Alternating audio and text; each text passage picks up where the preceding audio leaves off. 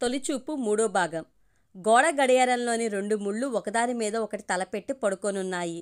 తన పరిస్థితిని, డాక్టర్ బాధ్యతను మరిచిపోయి తన మనసులో జరుగుతున్న పోరాటం నుండి బయటపడలేక కొట్టుకుంటుంది గాయత్రి. ఎలా బయటపడగలను? త్వరగా మర్చిపోగల విషయమా అది? ఆ సంఘటనను ఇప్పుడు తలుచుకున్న ఒళ్ళు గగురు పుడుతుందే. నా రెక్కలు పీకి పారేసి నా భవిష్యత్తులో చీకటి నింపిన ఆ రోజు, భూదేవి తల్లి ఒళ్ళో ఆనందంగా విరబూసి పరిమళం వెదజల్లుతున్న పువ్వుల మధ్యలో విరబూసిన రాత్రే వాడిపోయిన పువ్వులా నిలబడ్డ ఆ రోజు. అయ్యో వద్దు మనసా, ఆ రోజును జ్ఞాపకం చేయుకు, మర్చిపో. దేన్ని జ్ఞాపకం పెట్టుకోకుండా మర్చిపో. చీకటి నిండిపోయిన నా జీవితంలో వెలుతుర్ని వెతుక్కుంటూ వచ్చి నిలబడ్డాడే ఒకడు. ఎవరతను?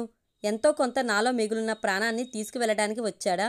దేవుడా, ఎవరైనా అతనికి అర్థమయ్యేటట్టు చెప్పండి. ప్రాణం శరీరం మాత్రమే ఉన్న నేను ఎటువంటి భావాలు లేని రాయిలాగా తిరుగుతున్నాను. నా జీవితంలో వసంతం పోగొట్టుకుని చాలా సంవత్సరాలైంది. పాపం, ఏమీ అర్థం చేసుకోలేని వయసులో ఏర్పడింది అతని ప్రేమ. అర్థమయ్యేటట్టు చెప్తే అర్థం చేసుకోగలడు. నా గురించి మర్చిపోతాడు. లేచి అద్దం ముందు వెళ్ళి నిలబడింది. మనిషి అంత ఎత్తు అద్దం.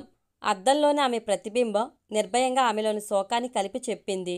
నేను ఇంకా అలసిపోలేదు అనేలాగా తొంగి చూసిన కన్నీటిని తుడుచుకుని స్నానాల గదిలోకి వెళ్ళింది.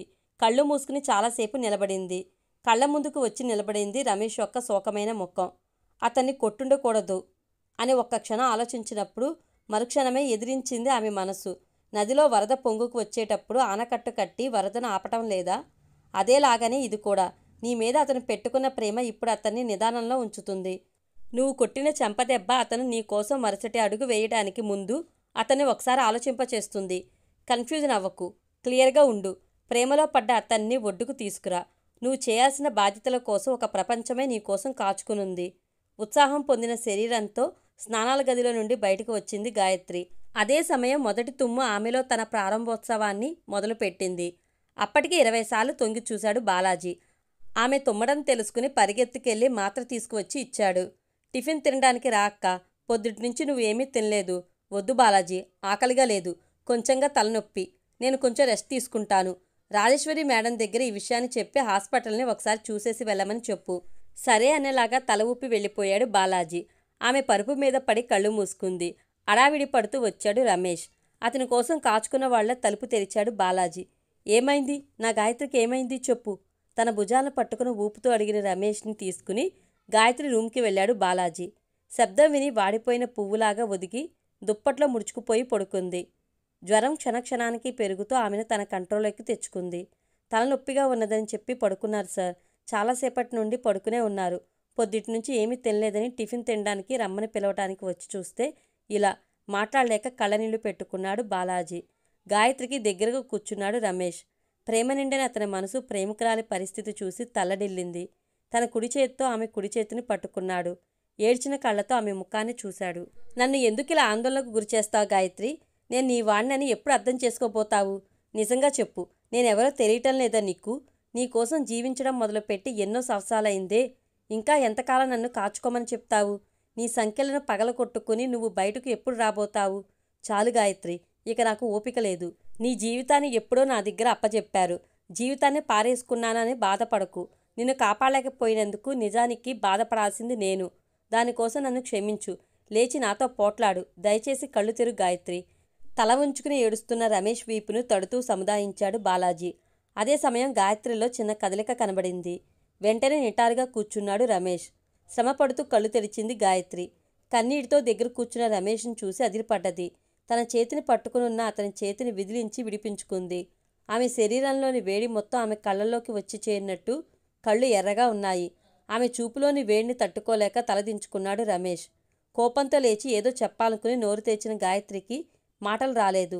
దానికి బదులు ఆమె నోటి నుండి వేగంగా వచ్చిన వాంతి ఎదురుగా కూర్చున్న రమేష్ని అభిషేకం చేసింది. కళ్ళు తిరిగి పడిపోయింది గాయత్రి. రమేష్ ఆందోళనతో లేచాడు. పరిగెత్తుకుని వెళ్ళి నీళ్లు పట్టుకొచ్చి తన ప్రేయసి మొహం కడిగాడు. బాలాజీ సహాయంతో ఆ చోటును క్లీన్ చేసి అన్నిటినీ మార్చి అమ్మయ్య అనుకుని వెనక్కి తిరిగాడు. ఎదురుగా డాక్టర్ రాజేశ్వరి. రమేష్, రండి డాక్టర్, కూర్చోండి అంటూ సోఫా చూపించాడు. నువ్వు ఇక్కడేం చేస్తున్నావు? అడుగుతూ సోఫాలో కూర్చుంది. తన మనసు విప్పి చెప్పాడు. ఆమె నువ్వు అనుకునే విధంగా లేదు రమేష్. ప్రేమ పెళ్ళి అనే మాటలు వింటేనే అరవడం మొదలు పెడుతుంది. నేను ఇదివరకు ఈ విషయంగా గాయత్రితో మాట్లాడి పోరాడి ఓడిపోయాను. మాట్లాడకుండా తిరిగి ఊరు వెళ్ళిపో. వేరే ఒక అమ్మాయిని చూసి పెళ్లి చేసుకుని లైఫ్లో సెటిల్ అవ్వడానికి ప్రయత్నం చెయ్యి. నేను మా ఊరికి తిరిగి వెళ్ళిపోతాను డాక్టర్. అయితే ఒక్కడినిగా కాదు, గాయత్రిని తీసుకుని. అతని లోతుగా చూసింది. నేను చెప్పాలనుకున్నది చెప్పాను, తర్వాత నీ ఇష్టం, నేను బయలుదేరతాను అంటూ లేచింది డాక్టర్ రాజేశ్వరి. ఇంజెక్షన్ చేశాను, తగ్గిపోతుంది అని చెప్పి గుమ్మం వైపు నడవటం మొదలుపెట్టిన డాక్టర్ రాజేశ్వరి వెనక్కి తిరిగి ఒక్కసారి రమేష్ని చూసి అతని దగ్గరకు వచ్చింది. గాడ్ బ్లెస్ యూ అని చెప్పి వెళ్ళిపోయింది. అది అమ్మవారి గుడి. గాయత్రి పేరు మీద అర్చన చేయించి బయటకు వచ్చాడు రమేష్. చెప్పులు వెతికి వేసుకుని తల ఎత్తినప్పుడు అదిరిపడ్డాడు. అంత పక్కనే జానకి నిలబడి ఉంటుందని అతను ఎదురు చూడలేదు. గుడికి వచ్చే అలవాటు ఉందా అడిగింది. ఏం ఉండకూడదా? చిన్నగా నవ్వాడు. అయ్యో, నేనేదో సరదాకి అడిగాను. ఆమె కూడా నవ్వింది. అది సరే, ఈరోజు మీకు పని లేదా? పొద్దున డ్యూటీ పూర్తి చేసుకుని ఇంటికి వెళ్ళే వస్తున్నాను. విషయం తెలుసా మీకు? ఈరోజు మా హాస్పిటల్ స్టాఫ్ అందరూ జాలీగా ఎంజాయ్ చేశాము. అలాగా? అంత ఎంజాయ్ చేయడానికి కారణం ఏమిటో? ఆ కారణాన్ని ఇలా రోడ్డు మీద నిలబడి చెప్పదలుచుకోలేదు. నాతో రండి అంటూ ముందుకు నడిచింది. వేరే దారి లేక ఆమె వెనకే నడిచాడు రమేష్. దగ్గరున్న పార్కులోకి వెళ్ళింది. ఒక బెంచ్ మీద కూర్చుంది. రమేష్ ఆమె పక్కనే కూర్చున్నాడు. అప్పుడే అక్కడికి వచ్చిన అబ్బాయి దగ్గర 2 బఠానీల పొట్లాలు కొని ఒకటి రమేష్ చేతికి ఇచ్చింది జానకి. మొహమాట పడుతూనే ఆ కాగితం పొట్లను తీసుకున్నాడు రమేష్. చెప్పే, దొరికిన సందర్భాన్ని జారిపోనివ్వకు. బహిరంగంగా నీ ప్రేమని ఇప్పుడే అతనితో చెప్పే. నిన్ను చూసిన రోజు నుండి నో వేకెన్సీ బోర్డు బయట వేలాడదీసినట్టు చెప్పే. మనసు చెప్పే ఆదేశం కోసం ఆమె వేచి ఉన్నప్పుడు, ఏమండి, ఏదో చెప్తానని చెప్పి ఇక్కడ తీసుకువచ్చి కూర్చుని ఇలా నేలనే వేడిగ్గా చూస్తే అర్థమేమిటే అన్నాడు. ఈరోజు నాకు 2 సంతోషాలు. అదే అడుగుతున్నా, ఏమిటవి? ఒకటి, ఇలా మీతో పార్కులో కూర్చుని మాట్లాడే అవకాశం దొరికినందుకు. ఇంకొకటి, మా ఆడ హిట్లర్ దెయ్యం దగ్గర నుంచి మాకు ఒక రోజు విడుదల దొరికినందుకు. మీరు ఎవరి గురించి చెప్తున్నారో తెలియటం లేదు అన్నాడు అర్థం కాక. ఏమిటి రమేష్ మీరు? నేను ఆ రోజే చెప్పానే, అంతలోనే మర్చిపోయారా? ఆ డాక్టర్, అదే గాయత్రి, ఆమె గురించే చెప్తున్నాను. అతని చేతిలో ఉన్న కాగితం గాలికి ఎగిరిపోయింది. ఏదో ఒంట్లో బాగుండలేదట. శనేశ్వరం, మా ప్రాణం తీయడానికి మళ్ళీ లేచి రాకుండా అలాగే పోయి పైకి జారిపోతే చాలా బాగుంటుంది అన్నది. ఆమె కొనిచ్చిన బఠానీలు అతని గొంతు దాటడానికి మొరాయించినాయి. గబగబా లేచాడు. ఏమైంది? ఎందుకు హఠాత్తుగా లేచారు అన్నది కొంచెం ఆందోళనతో. ఏమీ లేదు, నేను బయలుదేరతాను అన్నాడు ఆమె మొహం చూడకుండా. అర్జెంటుగా వెళ్ళాలా? అవును అంటూ నడవటం మొదలుపెట్టాడు. తన ప్రేమను బహిరంగంగా అతనితో చెప్పాలని అనుకున్న ఆమె అతను ఒకే మాటతో కొంచెం జంకి వెనక్కి తగ్గింది. తన మోటార్ సైకిల్ వైపు వెళ్తున్న అతని దగ్గరకు పరిగెత్తింది. నన్ను కొంచెం బస్ స్టాపింగ్లో దింపగలరా ప్లీజ్? నో అని చెప్పడం కరెక్ట్ కాదు, అందులోనూ రాత్రి సమయం కాబట్టి సరే అన్నాడు. బైక్లో అతనితో ప్రయాణిస్తున్నప్పుడు గాల్లో ఎగురుతున్నట్లు అనిపించింది జానకి. నాగరికంగా అతనికి తనకు మధ్య గ్యాప్ వదిలి కూర్చునున్నా మనసులో అతనితో ఆనుకుని హాయిగా మాట్లాడుతూ వెళ్తున్నట్టు ఊహించుకున్నది.